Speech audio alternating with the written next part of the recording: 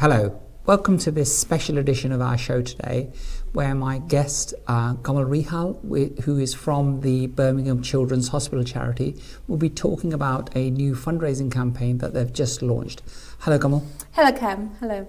Hi, how are you? Good, thank you. Good.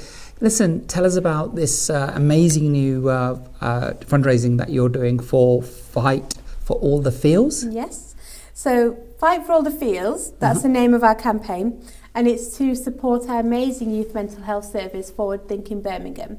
So Forward Thinking Birmingham is already a mental health organisation based in Birmingham, and they look after young people up to the age of 25. Okay, very interesting. So what does the feels part of the title mean? Because I didn't quite understand it. So for our viewers, can you explain that to us? Yeah, I think feels is kind of a young term, and it's connected with emotions and feeling good about yourself. And essentially the campaign is about fighting to bring good mental health well-being to our young people across Birmingham. Fabulous. Probably why I don't get the title right. So. You never know. Okay, tell me, why are you setting this up at this moment in time? Yeah, so, why not now? The mental health of children and young people has taken such a hit. And if you look at the toil and the challenges that they've got to deal with already with growing up, and then on top of that, they're being hit with wave and wave of uncertainty. And COVID-19 has just brought out new issues in young people, as well as deepening current issues that they may be having. So we really want to tackle that head on. We really want to provide these services so children have a space where they can go and talk to someone in a safe environment, really. Okay, so what's the age group of the people that you're dealing with? So recent statistics show that children between the age of 16 to 24, 1 in 6 of them already deal with a mental health issue such as depression or anxiety. Our age group is any children up to 25. Okay. And have you got any figures, or are there studies showing that during COVID has increased their anxiety and mental health? We read about it all the time, don't we? There's uncertainty in terms of education, uncertainty in times of financial difficulties. We have noticed, or Forward Thinking Birmingham have noticed, a increase in the demand for services over the past few years, and it's only going to increase further. Okay, so if our viewers want to get involved, how do they do that? So you can do that quite easily. So you can go onto the website, which is fightforthefeels.org, and you can go and share the information on that, read more. You can also make a donation, should you wish. You can go onto Twitter and Instagram and follow us on there. But the main thing, read the information, share the posts. The handles are at Birmingham_youth_MH, and I'm sure it should come up on the screen as well. Yes, okay. So, and then if a young person feels that they need your services, how do they reach out? Yeah, so all the contact details are on there. Everything will be anonymous because Forward Thinking Birmingham is already an established professional organisation. We are, as Birmingham Children's Hospital, we put this campaign together to help fund services. Fantastic. Going forward. So it's fully funded? It will be fully funded. Are you looking for donations as well? We will be looking for donations. Okay. And all the costing is already on the website, so it tells you, how much your donation would mean so much to us. Anything that anyone can give will just mean an awful lot. Okay. And does the charity just cover Birmingham? It covers across the city, yes, but if anybody needs a specific service in the area, then still contact us and we will see what we can do. Okay, so what difference do you think you can make by having this campaign? I think essentially, by tackling issues of mental well-being in young children from a very early age, it can prevent it from happening, a deeper... Do you know what I mean? As they're growing up. I think there's an issue, isn't there? So, I think if we can stem these problems early on, then the problem doesn't compound, doesn't get much bigger. Because if you've got issues at 16, 17, 18, you're going to take them into your adult life. Exactly. And then your relationships, your social, how you contribute to society, can all have an impact. Yeah, so it's a real investment in it, isn't it? I mean, we say that we talk about the fact that the young are our future. And so now is the time to actually put our hands in our pockets and do something about it, right? Of course. These are our children. These are our future generation. And, we should be looking after them. And it's fantastic that these services are already established. Let's see what else we can do because, with COVID and there's a few other issues that are going on in the world, it can have a deeper impact already. Yeah. So, yes, we should be doing as much as we can. And in terms of mental illness of young children or youngsters and young adults, how's the Sikh community affected? I think same as everybody else. We are still in the society. We go through the same education system. We go through the same, impact that we're having on home life. I really think, though, from a South Asian community, we need to be speaking up and using these services a lot more. Okay, so do you think that, it's a pretty taboo subject for any teenager or a young adult to talk about their mental health issues. Do you think it's harder for, our communities, the South Asians or BAME, whatever you want to call it? Yeah. Do you think it's harder in our own communities? Personally, I think it is. I think it's also, there's a lot of stigma attached to it, but I want young people to realise that talking about these issues, there's nothing to be afraid of, and it's definitely nothing to be ashamed of either. Yeah. And I want them to feel, that they can talk to their parents or another responsible adult out there about any issues they're having, or, they're more than welcome. Everyone uses Twitter and Instagram. Everyone knows how to access the website. Come yourself and try and access the services and come and speak to us. Is it true, because when you're suffering, you don't always know. Mental illness is one of those. It's an illness that kind of sneaks up on people. And the person very often doesn't know that they're suffering. So what about friends and relatives? Do they share that responsibility of making the authorities aware or yourselves aware of what's happening to those people? Of course they do. We all have our loved ones that we all know how a certain person should usually behave. If you start to recognise someone with a low mood, or they're lashing out a little bit more, or they feel like they just don't want to get up in the morning, start to have conversation with them or contact our service and just get some advice and get some help. No one's asking you to start putting them through a regimented scheme straight away. The whole scheme is here, which is why we want to fundraise for it, so we can start having those conversations and trying to recognise these triggers from a very early age. Okay, and what kind of route does help take? Is it delivered at home, or do they have to go to a hospital? What's typically happens? From my knowledge, I think that it goes to the patient and the counsellor. Okay. So however they feel more comfortable in speaking and how they want to receive their care, then that's a conversation between the mental health experts and the young people. Okay, and is help usually delivered one-to-one? As far as my knowledge is, yes it is, because Forward Thinking Birmingham is already a large established organisation, and in terms of translation services and recognising the best way to give care, I'm sure that will all be in place. Okay, so language is not an issue? No, it so they can cater for everybody? Yes. Is there a reluctance on the part of our communities to come forward?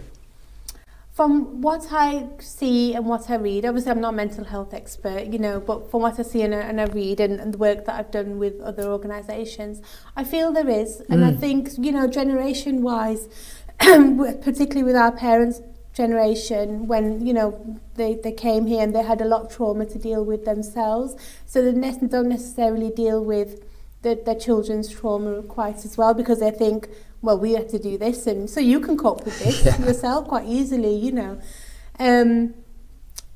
However, there are still struggles here in terms of growing up, particularly in multicultural communities and multi-faith communities. So we should be having these conversations with our children, even if it's, sitting round a dinner table at night and just talking about your day, or find a time where you can actually just sit for half an hour and talk to your children. Yeah, because one of the biggest problems is not talking about these things. Yes. And as you said, seeing it as a weakness, especially in young men. And, and I think, with things like the suicide rate of particularly young men in this country, when somebody goes quiet, it's time to really start probing a little bit, would you say? I think so. Yeah. And it's, you know that your family member. Yes. Quite well. Or you would like to think that you know your family member. If somebody goes kind of quiet, or they're acting a little bit, not as their usual behaviour, then you go and seek that advice. You either talk to them or you contact us through our website and our social media channels, and we can give you some advice to talk to. And it's totally anonymous? It will be anonymous, definitely. Yeah, yes. Totally confidential. Definitely. Because obviously there's, as we said, massive stigma attached to these kinds of things. There is. And I wouldn't feel comfortable sitting here and talking about the services that we can, really provide once we get this fundraising if I didn't feel that it would be beneficial. It wouldn't, just like any other mental health organisation, it is anonymous, it will all be confidential, but you should just don't be afraid. It's nothing, depression, anxiety is nothing to be afraid of. It is an illness. You might not be able to see it physically, however, psychologically it can have a big impact on your family member and the rest of the family, siblings, mum and dad, if you live in extended families, you just want to be able to give your child that kind of care from the early start. So you can grow into a nice family home. That's great. So we look for behavioural change. Yes. And don't just put it down to bad moods, because it can be far worse. And so if the particularly youngsters not behaving in a normal manner, those are the early signs, aren't they, that there could be a problem. Not necessarily, but there could be a problem. Yeah. So what would you do then? Advise that you go and talk to that individual before anything else happens. Ask them how they're doing. Yeah, I think so. I think we are very guilty of looking at the younger generation, saying you've got it easy. Yes. You've got everything on your plate. You're young. You get everything for free. What difficulty will you be facing? Rather than sitting down and actually thinking, what is worrying them?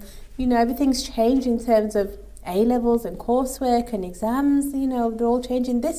It puts such a pressure on a young person's life, and if they feel that they're not getting the support at home, it will automatically have an impact on their mental well-being. Yeah. So, we need to be able to recognise the challenges that our younger generation are facing. Yes, they will be different to the challenges we face. Sure. But however, we kind of know you go to, you follow a pattern. So you do college, if you want to do university or get a job, then, then the next steps happen. But it's kind of stuck for that age group at the minute. I was going to say that, one thing that as adults need to recognise is that if your child is, up to that age of starting GCSEs or finishing them, A-levels, universities, all of that, nobody knows what's going to happen, do they? No. So the pressure that's putting on, they're already under enough pressure, aren't they? And things are already tough enough for them. Now they've got this huge uncertainty hanging around. So that would be causing a real uneasiness in all of us. Exactly. And that's going to have an effect on mental health, isn't it? Definitely, yeah. And this is where, our website is full of all that advice and all these issues and recognising the signs. The campaign has been put together by service users themselves, so they've helped to identify the brand and help create it. We've got a merchandise range on there with some cool hoodies and sweatshirts on there, and they're really, it's their voice that we've used to put the campaign together. Okay. So I think there was 4 individuals, and they've been the face of the campaign. So, the campaign has been put together by people who know and have had a lived experience. So that's really important. Yes. for young people to know that the campaign and everything's been put together by people of their own age group. Yes. So they understand the problems because they've been through them themselves, right? Exactly, yeah. You don't want to, go and speak to somebody, because that's the first fear, isn't it? You're going to have to speak to somebody who's just going to read from a textbook from you, to you. You want somebody who actually says, actually, I do understand how you feel, so it happened to me. And you want to know that there's light at the end of the tunnel, which is why, contact us, there's mediums that, in a way, there's a website and... Do you want to remind us of those addresses? Yes, of course. So fightforallthefields.org is a website. Yeah. And Twitter and Instagram is at @BHEM_youth_MH. Okay. So just contact us on there. And it's, everyone can do it straight away on the phone. I can leave here, go on follow them on Instagram and start having that conversation. It's the first step is always the hardest, isn't it, Cam, I think? It is all that, the thing is, if you've recognised there's an issue, look, guys, that this thing's been put together by people like yourselves who've suffered the same kind of illnesses. So they understand what it is that you're going through right now. So the thing is that to emphasise that nobody's preaching, nobody's judging. Mental illness is a real illness. Nobody's making it up. Yeah. Right? The fact that people can't see it doesn't mean it doesn't exist. Exactly. It is another hidden illness. There's loads of, there are lots of people out there who have day-to-day disabilities. I'm not saying mental illness is a disability, but I'm giving it as an example. Of course. It's a hidden disability, and you don't know that person is suffering. Same with somebody who may have anxiety or depression. You don't know how they'll be feeling inside. They could still be an extroverted and still be happy and, going about their day-to-day life. It's when, that is stripped away, and you start to see that person is suffering and kind of needs a little bit more support. And it, again, nothing to be afraid of. It's natural. There's 7 days in a week, and you could have 2-3 days where you're feeling a little bit low, but start to recognise and keep a pattern of your behaviour. And the other thing is that any of these illnesses, it's not a permanent state. We all need help every now and again with things. Yes. So, people will come out of this. And if it's caught early enough, then that suffering doesn't need to continue for any longer than necessary, right? Yes, of course. So if it's caught early enough and you seek the right help through the medical channels or through the campaign, obviously, you can help lessen the deeper impact later on in life. Yeah, and you can get back to normal, enjoying those things that you wanted to do all the time. Exactly. And it's over with, right? Yes, exactly. Because the problem with some of this stuff is, we don't come forward sometimes, is we think, oh my God, life's over. Yeah, life's over. Who's going to marry them? That's always a big thing, isn't it? So and that's a parent thing, especially in our community.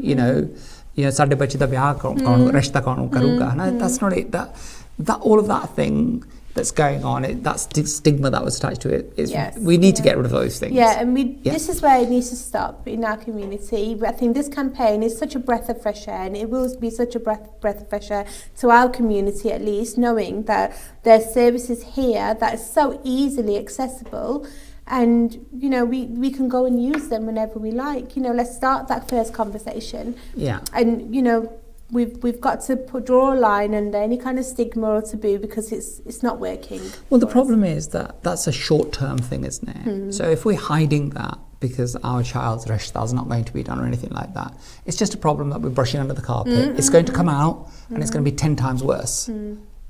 So your child's going to go into somebody's house, they're going to get married, those things are going to be highlighted, and obviously that's been going on for a lot longer than necessary. Yes. And the other thing is, how is that really loving your children by hiding those things? That's not it, is it? No. Right? We must face those things head on. Yeah.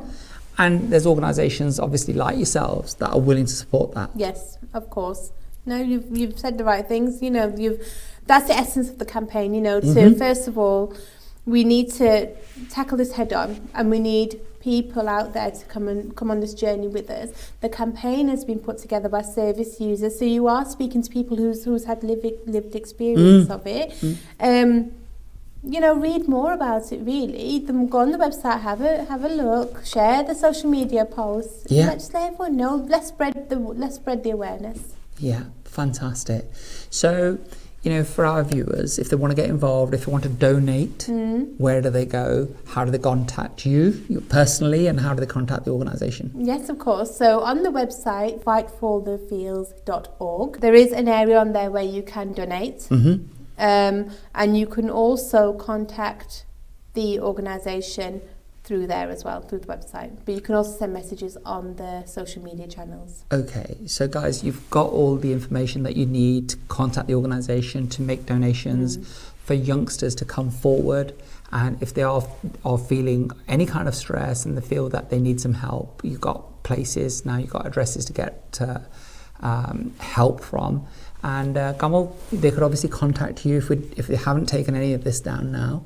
Yes, of course. Yeah? Yes. So on Facebook, how can we contact you? So you can contact me on Instagram or on Twitter. Okay, what's your handle on Instagram? On Instagram, it's camcorr. There you go, that's easy enough, isn't it? Yeah, and that's probably the most easiest channel to contact me on. Fantastic. Listen, thank you so much for coming in. Thank you for letting me come on and talk about the campaign. It's an amazing service and it's an amazing campaign. Go and have a look, have a look at the merchandise, it looks amazing. They've got merchandise too, like that sweatshirt. So until next time, thank you so much for your time. Make sure that you use these services. They're here to benefit us all. They're provided by governments and donations, etc. A lot of people put in a lot of work to help us and our children. Or if you're one of our children, then they're here to help you. So thank you so much for watching. Until next time, bye-bye.